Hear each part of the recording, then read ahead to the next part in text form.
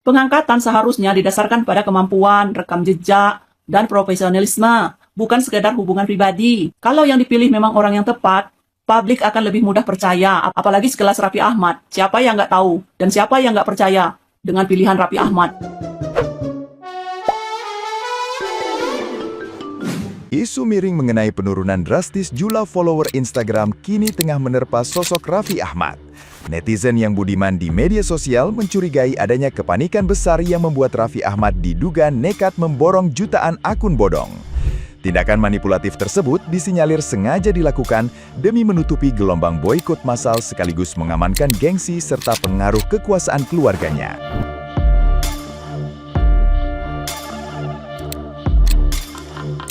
Kecurigaan publik kian menguat setelah menemukan banyak pengikut baru fiktif tanpa unggahan yang mendadak dibuat belakangan ini.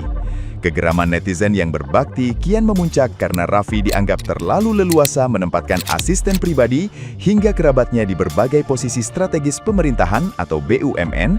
Fenomena ini pun memantik perdebatan sengit mengenai batas antara popularitas dengan nepotisme di ruang publik.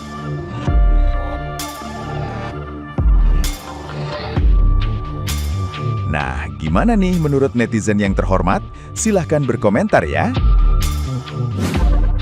Udah pada tahu belum, asisten Raffi Ahmad jadi komisaris PT dari Krakatau Posko. Bahkan dari seluruh BUMN, setengahnya tuh modelannya kayak gini. Apa hubungannya coba gitu kan, asisten artis jadi komisaris. Mana cuma lulusan D3 lagi gitu kan, dari kampus yang udah ditutup pula. Siap-siap aja deh pokoknya, kalau negara ini tuh bakal hancur ke depannya kalau dipimpin sama orang-orang gak kompeten modelan kayak gini. Jadi gak heran kan kenapa BUMN rugi terus. Ya karena isinya orang-orang nepo baby modelan kayak gini nih, yang punya kapasitas gak jelas. Kalian kebayang gak sih, untuk bangun pabrik Krakatau Posko aja dibutuhkan kontraktor dari Korea, engineer dari Korea, ada sih orang Indonesia, cuma yang gak banyak. Pokoknya isinya orang-orang pinter dan teknikal semua. Bisa-bisanya dipimpin sama komisaris cupu modelan kayak gini.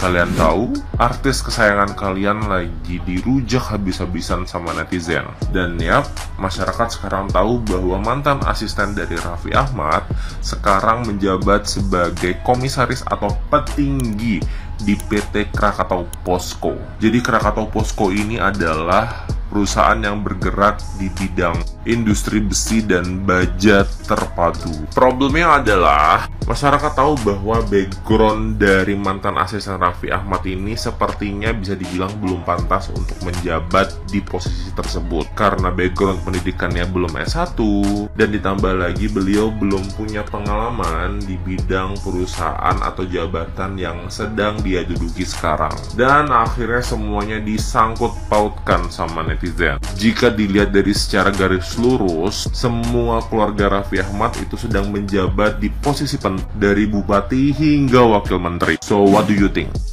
Asisten Raffi Ahmad tiba-tiba jadi komisaris BUMN. Terus koordinator relawan Prabowo tiba-tiba jadi komisaris Pertamina umurnya 27 tahun doang padahal. At this point lo gak usah capek-capek benerin CV karena mendingan kita nyari ordal aja gak sih? Kita mulai bahas dari Andara Circle. Mufli Budi Ananda, asisten Raffi Ahmad, dan tiba-tiba dia diangkat jadi Dewan Komisaris di PT Krakatau Posko. Pas netizen di digging tiba-tiba muncul kalau misalnya dia tuh lulusan D3. Dengar-dengar kampus tempat dia kuliah itu operasionalnya itu udah dicabut alias ditutup. Make it make sense gimana posisi strategis di BUMN diisi sama profil yang kualifikasi akademisnya tuh masih dipertanyakan. Kalau kalian perhatiin nama-nama di circle Andara ini sangat-sangat hoki ya. Raffi Ahmad dapat posisi utusan khusus, adiknya Nisha dapat posisi di DPRD, JJ ada iparnya Raffi Ahmad itu jadi bupati, dan banyak kerabat Raffi Ahmad lainnya yang jadi wamen BUMN dan direktur. Di luar circle itu the next level joke, namanya Ginka Febrianti. Umurnya 27 tahun, pengalaman korporatnya 0. Latar belakang dia apa? Murni jadi relawan Prabowo atau Bison di pemilu kemarin. Tapi somehow dia bisa duduk manis jadi komisaris PT Pertamina Retail yang ngurusin ribuan SPBU di Indonesia. Bener-bener slap in the face untuk kita semua. Kita disuruh ikut manajemen trainee berdarah-darah, revisi CV tiap malam, ditolak HRD karena kurang berpengalaman. Tapi ternyata cheat code paling valid di negara ini tuh bukan kompetensi, melainkan networking jalur orang dalam dan relawan. The system is completely rigged, babes. Guys, kalian tau gak sih ada nih katanya asisten artis, atau mungkin kita bisa bilang mantan asisten artis, sekarang udah diangkat jadi komisaris. Padahal kalau dilihat dari data pendidikannya, dia itu merupakan lulusan D3 Teknik Listrik dan sempat melanjutkan pendidikannya di S1. Akan tetapi pada tahun 2018 dia mengundurkan diri, otomatis nggak jadi sarjana S1 guys. Nah, jadi berdasarkan riwayat pendidikan dan juga pengalaman si beliau ini, yang mana beliau ini merupakan mantan asisten dari artis yang berinisial RA itu, tiba-tiba mendadak menghebohkan sebagian masyarakat kita, di mana dia diangkat menjadi komisaris. Jabatan yang bukan main-main loh guys, jabatan yang sangat luar biasa. Hal ini pun membuat sebagian publik mempertanyakan nih kelayakan dari beliau. Kok bisa dengan pengalaman hanya menjadi asisten artis dan pendidikannya juga baru sampai D3 Teknik Listrik, kok bisa diangkat menjadi komisaris? Akhirnya banyak netizen pun menyindir nih guys, bahwa memperluas relasi dan link itu jauh lebih utama dibanding kita capek-capek belajar menimba ilmu di universitas ternama. Capek-capek kita dapat IPK tinggi, cum laude, tapi ujung-ujungnya yang mudah dapat kerja, yang mudah dapat jabatan adalah mereka yang punya relasi. Seseorang tidak harus lulus S1 untuk menjadi komisaris. Ya nggak apa-apa. Dulu juga Ibu Pujiastuti, Menteri Kelautan dan Perikanan, dia cuma lulusan SD. Tapi jangan sampai jabatan strategis diberikan hanya karena kedekatan seseorang dengan orang yang berkuasa. Bagi dong, mau juga lah saya. Yang penting punya orang yang dekat dengan penguasa, mau jabatan apa aja tinggal minta. Itulah zaman sekarang nih. Contohnya asisten artis Raffi Ahmad. Tak lulus S1 tapi bisa jadi komisaris. Nggak masalah buat siapapun yang ingin menjadi komisaris kek, yang mau jadi sekretaris kek, mau jadi apapun nggak masalah. Kalau seseorang itu mau diberikan jabatan. Seseorang tidak harus lulus S1 untuk menjadi komisaris. Ya nggak apa-apa. Dulu juga Ibu Pujiastuti, Menteri Kelautan dan Perikanan, dia cuma lulusan SD. Tapi kerjanya ya lumayan kelihatan. Dia tegas gitu kan. Yaitu menandakan nggak harus S1. Tapi perlu dicatat, walaupun nggak lulus S1, yang lebih penting adalah orang yang diberikan jabatan tersebut punya kompetensi, integritas, kemampuan, dan kemampuan menjalankan tanggung jawabnya itu ada. Tapi jangan sampai jabatan strategis diberikan hanya karena kedekatan seseorang dengan orang yang berkuasa. Pengangkatan seharusnya didasarkan pada kemampuan, rekam jejak, dan profesionalisme, bukan sekedar hubungan pribadi. Kalau yang dipilih memang orang yang tepat, publik akan lebih mudah percaya, apalagi sekelas Raffi Ahmad. Siapa yang nggak tahu dan siapa yang nggak percaya dengan pilihan Raffi Ahmad? Jangan sampai jabatan strategis asal tunjuk, asal kasih jabatan, tapi kemampuannya nggak ada.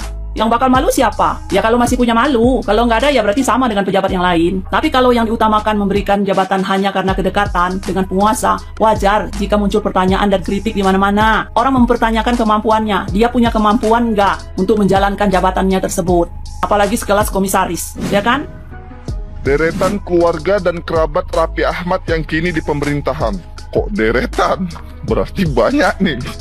Tegas ya. Jadi yang pertama ada Raffi Ahmad, itu jabatannya utusan khusus presiden, statusnya masih aktif. Terus yang kedua itu ada Nisa Ahmad, itu jabatannya anggota DPRD Jawa Barat, pejabat aktif juga lah, hubungannya sama Raffi Ahmad itu adik kandung. Terus ada lagi namanya JJ Ricci Ismail, itu dia merupakan bupati dari Bandung Barat, pejabat aktif juga, yang merupakan adik ipar dari Raffi Ahmad. Terus ada lagi namanya Tubagus Piki Cikara Satari, itu dia merupakan direktur utama TPRI dan merupakan kakak ipar atau suami dari Nisa Ahmad tadi. Ada lagi namanya Berry Tamin, jabatannya komisaris independen PT Sarinah, jabatannya di BUMN. Jadi hubungannya itu adik ipar atau suami dari Caca Tengker. Caca Tengker tahu kan? Nah, terus ada lagi nih Doni Oskaria, jabatannya itu wakil menteri BUMN. Statusnya masih pejabat aktif yang merupakan kerabat dari Nagita lah. Dia merupakan hubungannya keluarga besar pihak Rita Amelia. Terus ada lagi namanya Mufli Budi Ananda yang merupakan pejabat aktif yang juga merupakan komisaris dari Krakatau Steel. Jadi sekarang asistennya udah jadi komisaris dari Krakatau Steel. Jabatannya dia pertamanya dari asisten Raffi Ahmad. Jadi sekarang dia udah jadi pejabat jadi komisaris Krakatau Steel. Nah, masalahnya di mana? Masalahnya itu ada dua. Yang pertama, kenapa aku nggak jadi keluarganya? Masalah yang kedua, ada lowongan nggak jadi asisten? Kontak-kontak kenapa? Gimana kira-kira menurut kalian? lagi rame banget nih ya di media sosial ini ya. Jadi nama Mufli Budi Ananda mendadak jadi sorotan setelah masuk jajaran komisaris PT Krakatau Posko. Yang bikin publik kaget tuh selama ini Mufli ini tuh dikenal sebagai asisten pribadinya Raffi Ahmad nih. Ya salah satu artis top lah ya.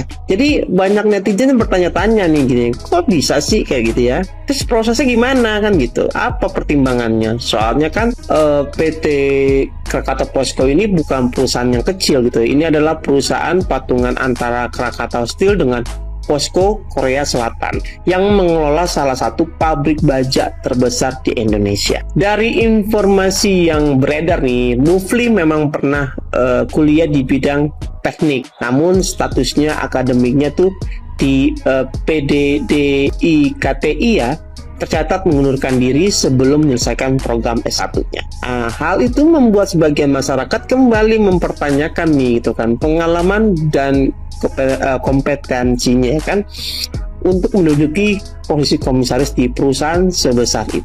Jadi sampai saat ini pihak PT Krakatau Posko sendiri sih belum memberikan penjelasan resmi ya mengenai alasan maupun mekanisme pengangkatan Mufli ini sebagai komisaris. Akibatnya perdebatan di media sosial ini rame gitu ya. Jadi ada yang menganggap hal ini tuh ya tidak wajar lah gitu ya. Ada juga yang meminta proses penunjukan pejabat perusahaan itu negara itu maupun afiliasinya dilakukan secara lebih transparan. Jadi kalau menurut kalian bagaimana? Apakah penunjukan ini sudah tepat atau memang perlu penjelasan yang lebih terbuka ke publik? Tulis pendapat kalian di kolom komentar ya.